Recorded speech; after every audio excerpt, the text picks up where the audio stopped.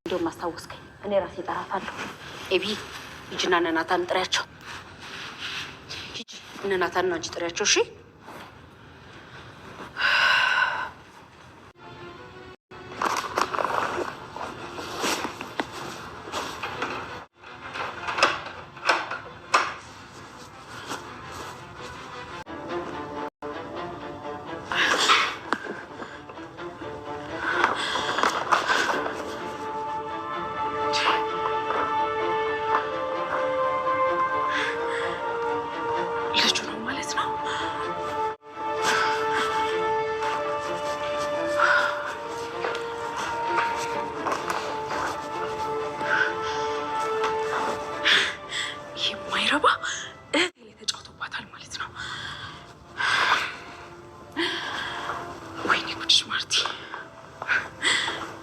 ጉድሽን አልሰማሽ።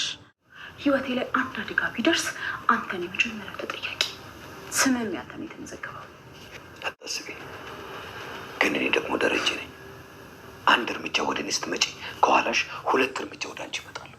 እያስፈራራኝ ከሆነ ሰላም ውድ ቤተሰቦች እንዴት ናችሁ? ሰላምታ ይበያላችሁ። በጣም ዳርቻ ይድረሳችሁ። እንዴት ናችሁ? ዛሬና ገዜና ለዛ በጣም ተጣልተዋል። እንግዲህ ለዛ ብዙ ጊዜ ስትለምነው አስታርቁኝ ብላ ሽማግሌ ልካለት እና ጠይቀው ነበረ።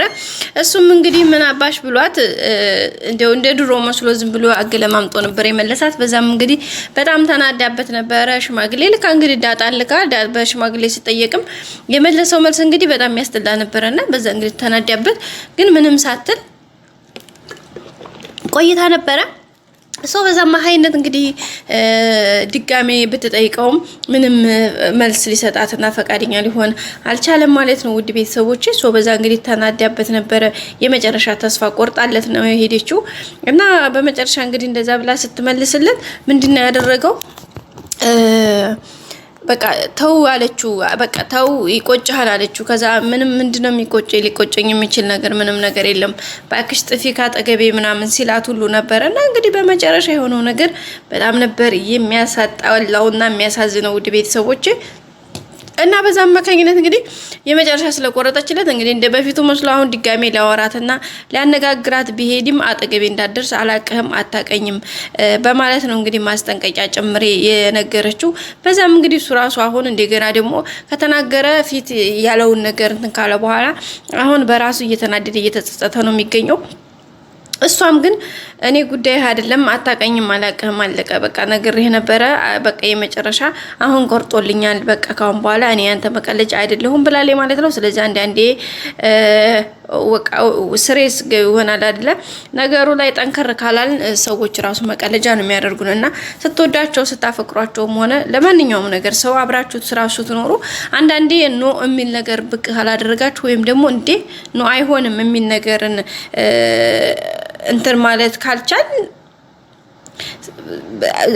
ሰዎች ማለት ነው ጋይስ ሰዎች መረማመጃ የሆነ መቀለጃ ወይም ደግሞ በቃ ሁሌም ያው እንደሆናችሁና ምንም አይነት ጥሩ ነገር እንደማይሰማችሁ ነው ሰዎች የሚያስቡት እና በዛ አማካኝነት እንግዲህ በጣም ነው የተናደደችው። ከመናደድም ባለፈ ደግሞ በቃ ካሁን በኋላ እኔ እናንተ አታቀኝም አላቅም በማለት እንግዲህ ኮስተር ያለና መረር ያለ እንትና መልእክት አስተላልፋለች።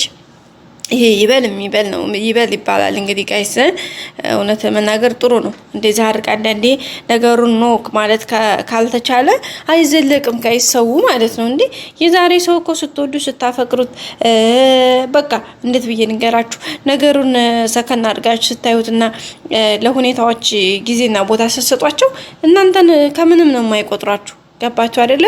ከምንም ስለዚህ በዛ አማካኝነት እንግዲህ ቤተሰቦቻችን ያለውን ነገር ሲል ነበር በጣም ደስ በሚል ሁኔታ ዛሬ እንግዲህ ቆራጥ ሆናበታለች። በቃ አሰማህም አይነት ነገር ነበረ ስትል የነበረው በጣም ደስ የሚል ጊዜ ነበረ፣ ደስ የሚል ሁኔታ ነበረ።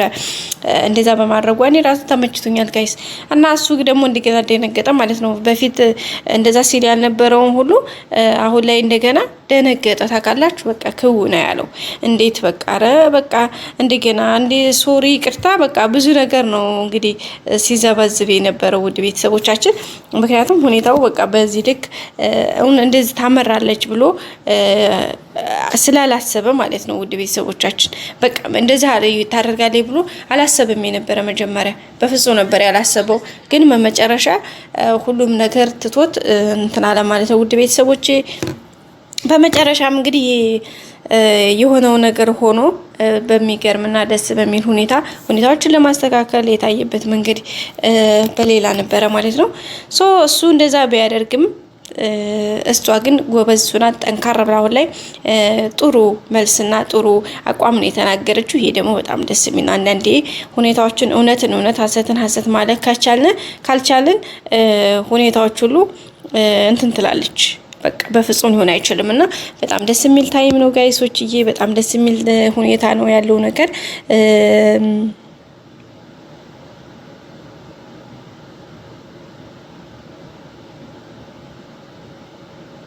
ስለዚህ ውድ ቤተሰቦቻችን እንግዲህ በጣም ደስ በሚል ሁኔታ ሁኔታዎችና ነገሮቹ ደስ በሚል ሁኔታ እየሄዱ ነው ማለት ነው።